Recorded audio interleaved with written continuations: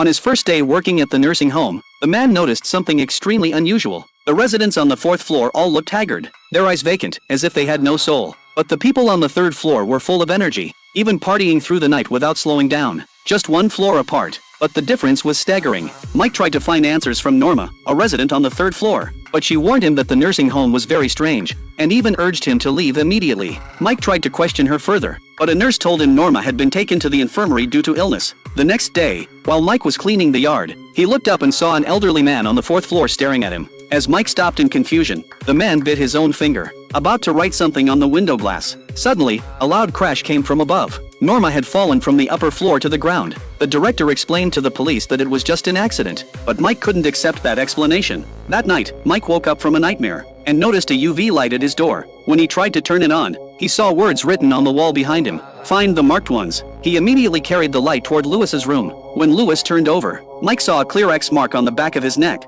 The next day, Mike bought several mini surveillance cameras to secretly record what was happening in the nursing home. Through the cameras, he saw an elderly man on the 4th floor suddenly lean close to the lens, as if trying to send some kind of message. But his attention was quickly drawn to another camera. A nurse and a doctor were pushing a resident down to the basement. As Mike approached the door, he heard a horrific scream. The security guards slowly started coming his way, so Mike had to retreat. Deciding to rest at his foster parents' house first, he was surprised to find a pair of unknown sisters living there. After his foster parents left, the sisters led Mike into a hidden room. They explained that they had discovered this space by accident. Inside, Mike found an old photo album. As he flipped through it, he realized the people in the photos were all residents of the nursing home, even including his foster parents. But the photos were decades old, and everyone looked just as young as in the pictures. He turned to a large group photo and noticed a figure in a wheelchair at the center. The person in the wheelchair kept changing, until, in one photo, it was his own brother. Mike realized his brother hadn't committed suicide. He remembered the elderly man on the 4th floor,